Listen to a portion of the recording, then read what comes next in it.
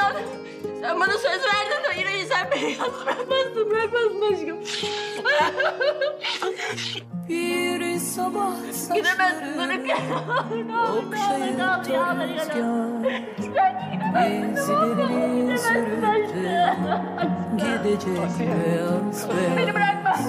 Ve güneş aynaya baktığında çizgilerde yeni bir yüz gösterecek üzülerek bir yok olmaz erken daha biraz geç kalın ne olur hiç hazır değilim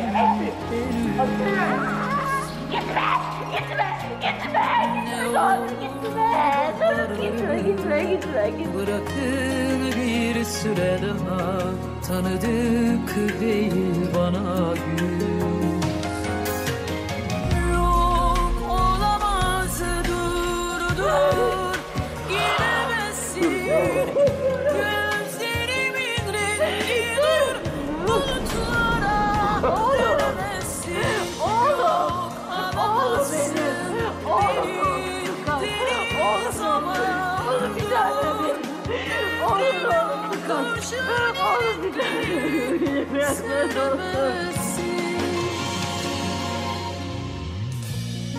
Yok olmaz erken daha biraz geç kalın hiç hazır değilim Ne olur yavrum gitme ne olursun.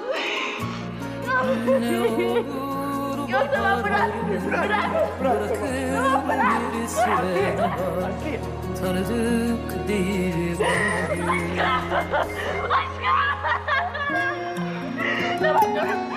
Tamam aşkım dur bir kere daha bak bana bir kere daha bak. Dur bir kere bak tamam. Bak bana ne olur hayır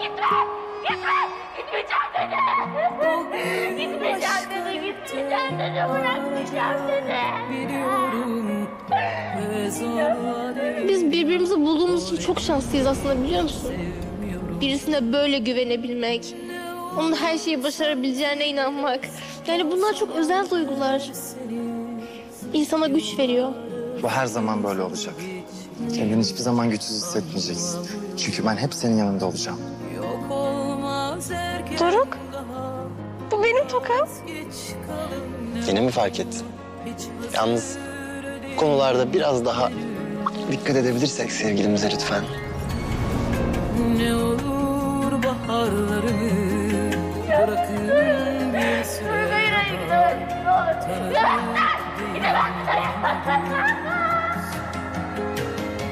Yok olamaz Babacığım senin için zor olmuyor mu böyle her gün beni okula bırakmak? Hem bu yüzden şirkete de geç kalıyorsun. Niye zor olsun oğlum? Baba oğul vakit geçiriyoruz işte ne güzel. İyi de geliyor bana. Peki. Ya benim içine boş. Ben sen zorlanma diye dedim. Senden başka kimim kaldı ki be? Sen benim her şeyimsin oğlum.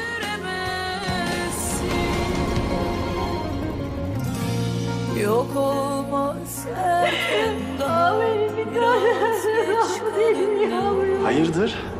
Ne güzellik böyle. Vallahi bundan sonra böyle artık Doruk'cum. Her zaman ışıl ışıl, her zaman pırıl pırıl. Beni kaybedenler üzülsün. İşte budur ya. Aslan annem benim be. Ha, benim güzel oğlum.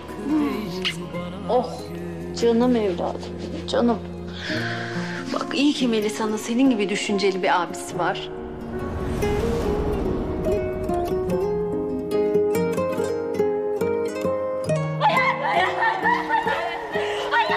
Bırakmaz o beni. O beni bırakmaz. Hayır bırakmayacağım. Bırakmayacağım.